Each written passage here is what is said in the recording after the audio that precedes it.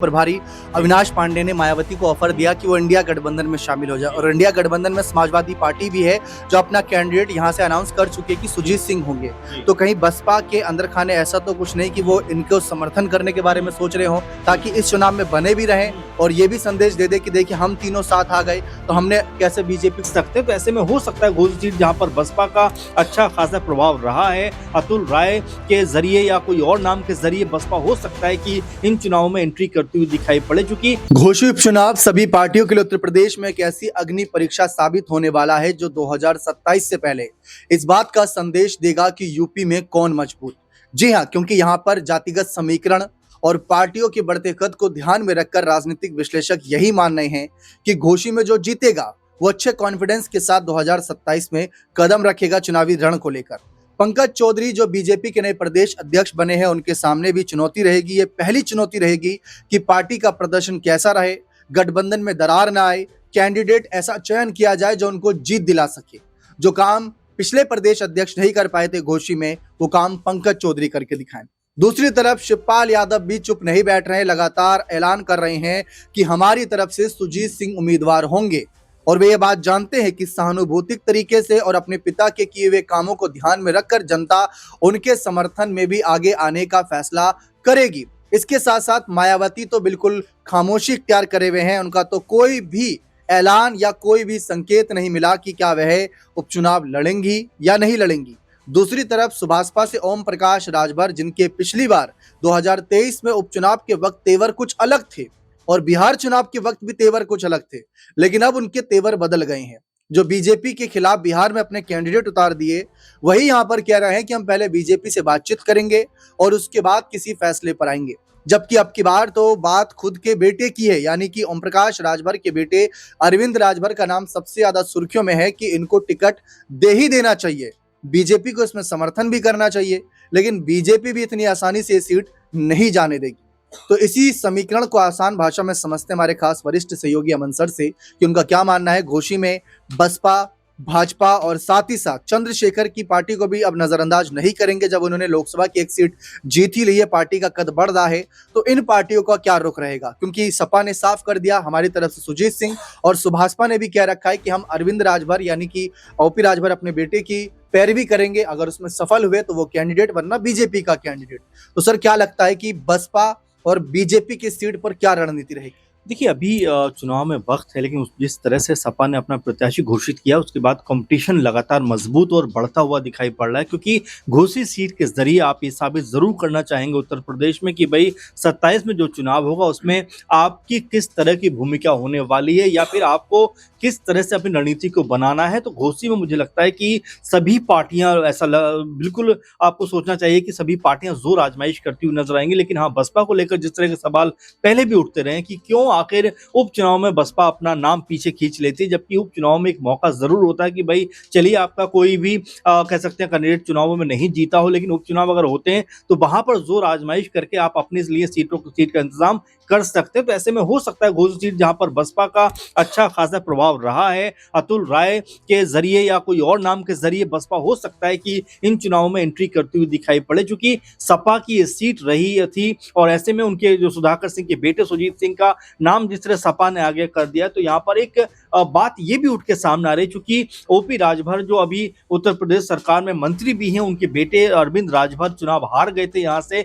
तो क्या अरविंद राजभर को राजनीतिक तौर पर एक्टिव, तो क्या ओपी राजभर यहाँ पे मना पाएंगे कि उनके बेटे को टिकट दिया जाए? तो अभी दीपक मुझे ऐसा लगता है कि बहुत सारी संभावना इसमें बनी हुई है, बची हुई है, लेकिन आप ये जरूर मानकर चले कि पूर्वांचल की जो राजनीति है अक्सर बीजेपी की तरफ झुकाव तो रहता है, लेकिन छोटे छोटे जो दल है, चाहे अपना दल की बात करें, चाहे निषाद पार्टी की बात करें, चाहे आप ओपी राजभर की सुबह सभा की बात करें, अपना अपना महत्व और दखल यहाँ पर रखते हुए नजर आता है। और बीजेपी को भी पता है कि अगर इन दलों का साथ उनसे छूटा तो कहीं ना कहीं उनकी स्थिति जो है वो कमजोर होती हुई दिखाई पड़ेगी। वैसे भी उत्तर प्रदेश में जब हम लोकसभा चुनाव देख रहे थे उसमें समाजवादी पार्टी ने जिस तरह का प्रदर्शन किया है, तो बीजेपी को अब हर सीट के ऊपर कहीं ना कहीं समीकरण बैठाने होंगे। ऐसे में ओपी राजभर को क्या वो मना पाएंगे या ओपी राजभर के बेटे को आगे करेंगे? क्योंकि इससे पहले भी हमने देखा कि झारखंड में उपचुनाव हुआ तो वहां पर चंपई सोरेन के बेटे को आगे कर दिया गया, हालांकि चुनाव भले ही वो हार गए हो। तो क्या उसी तर्ज पर अरविंद राजभर को बीजेपी आगे करेगी? तो अभी तमाम सारे समीकरण इस सीट पर बनने बाकी हैं। जी बिल्कुल, लेकिन लोग लोकसभा चुनाव के वक्त भी यही सवाल थे कि अगर ओम प्रकाश राजभर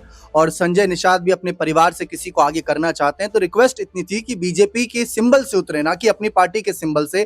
तो उनमें से किसी ने किसी की नहीं सुनी। अनुप्रिया पटेल ने अपने सिंबल से अपने कैंडिडेट उतारे, जयंत चौधरी ने भी ऐसे फैसला लिया और ओम प्रकाश राजभर ने भी। कुछ पर सफलता मिली, लेकिन ओम प्रकाश राजभर के बेटे को हार का ही सामना करना पड़ा था। और बीजेपी की तरफ से ये भी बातें सामने आई थी अंदर खाने से सूत्रों के अनुसार कि अगर बीजेपी के सिंबल से रहता मुकाबला तो शायद ये सीट जीत सकते थे। यानी बीजेपी को अपने सिंबल पर कॉन्फिडेंस था।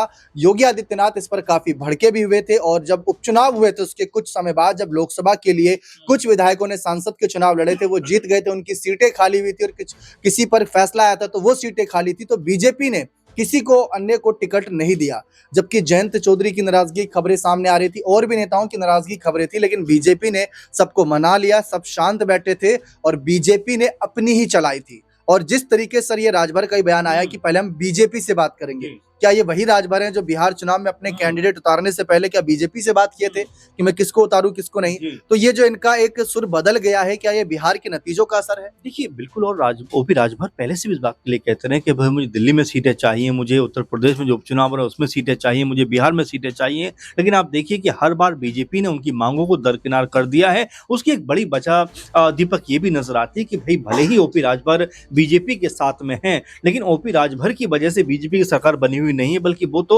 जबरदस्ती बीजेपी के साथ जाकर शामिल हुए, क्योंकि चुनाव तो उन्होंने सपा के साथ मिलकर लड़ा। लेकिन जैसे उन्होंने देखा कि भाई सरकार तो बीजेपी की आ गई, तब उन्होंने योगी जी की प्रशंसा करना शुरू कर दी, मोदी जी की प्रशंसा करना शुरू कर दी। लेकिन उससे पहले अगर चुनावों का आप उनका कैंपेन देखेंगे, जिस तरह के उनके बयान थे उनको देखेंगे, तो पता चलता है किस तरह से मोदी जी और योगी जी के खिलाफ उन्होंने आग उगली थी, तमाम तरह के अपशब्दों का प्रयोग भी किया था। तो ऐसे में समझ में आता है कि उनकी जो राजनीति है वो अवसरवादी राजनीति है, जहां मौका वहीं चौका मारते हुए वो नजर आते हैं। ऐसे में अगर उनके बेटे को यहाँ पर टिकट मिलता है तो ये उनके लिए कहीं ना कहीं बड़ी और अहम बात हो जाएगी। लेकिन बीजेपी चूंकि अपनी भी ताकत को बढ़ाना चाहती है, उसको भी पता है कि भाई लोकसभा चुनावों में जो स्थिति उसकी हुई है उसको दोबारा से कवर करने के लिए, उसको दोबारा से मजबूत करने के लिए उसको तमाम सीटों के ऊपर समीकरण बैठाने होंगे। ऐसे में ये भी हो सकता है कि बीजेपी अपना कोई प्रत्याशी यहाँ से उतारती हुई नजर आ जाए और ओपी राजभर को कहे कि भाई आप थोड़ा शांत बैठिए, चुनावों में कम वक्त बचा है, आप तैयारी उसकी करिए। तो अभी हो सकता है कि बीजेपी यहाँ पर कोई बड़ा फैसला करती हुई नजर आ जाए, क्योंकि ओपी राजभर पहले से ही अपने लिए बहुत सारे प्लान बनाना शुरू कर देते हैं,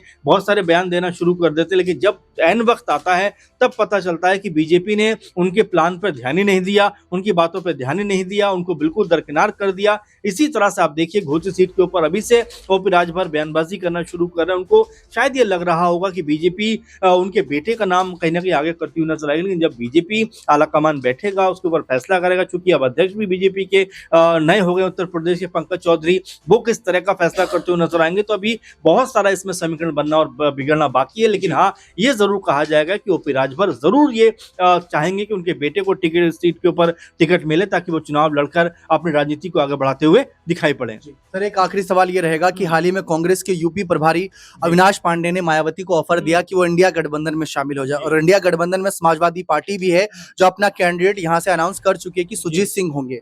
तो कहीं बसपा के अंदर खाने ऐसा तो कुछ नहीं कि वो इनको समर्थन करने के बारे में सोच रहे हो, ताकि इस चुनाव में बने भी रहें और ये भी संदेश दे दे कि देखिए हम तीनों साथ आ गए तो हमने कैसे बीजेपी को पछाड़ दिया। बिल्कुल दीपक, महत्वपूर्ण बात आपने कही, क्योंकि देखिए बसपा को भी ये मालूम है कि भाई उसको अगर अपने आप को मजबूत करना है, ताकतवर बनाना है, तो कहीं ना कहीं उसको समर्थन की जरूरत यहाँ पर है। और आपको याद होगा 2019 का चुनाव, जहां पर बसपा और सपा साथ मिलकर चुनाव लड़ते हैं और 10 लोकसभा सीटें बीएसपी वहां पर जीती हुई दिखाई पड़ती है। लेकिन जैसे ही अपने आपको ये कहती है कि भाई एकला चलो की रणनीति पे चलना है, उसके बाद आप देखिए पार्टी लगातार धराशायी होती हुई दिखाई पड़ी है। अब तो हालात ये हो गए कि उत्तर प्रदेश में महज उनका एक विधायक है, तो हो सकता है कि यहाँ पर सपा को अंदर खाने में सपोर्ट करते हुए नजर आए। और जो बात अविनाश पांडे ने कही है, आने वाले दिनों में वो कहीं ना कहीं अमल होता हुआ भी दिखाई पड़ जाए। बिल्कुल साफ है, घोषित उपचुनाव में बसपा किसकी तरफ रहेगा या अकेले रहेगा, इस बात का मुझे लगता है कि फैसला जनवरी के महीने में हो पाएगा, जब मायावती के जन्मदिन के मौके पर तमाम कार्यकर्ता जो मायावती के जन्मदिन को मनाने की तैयारी कर रहे हैं बहुत धूमधाम से,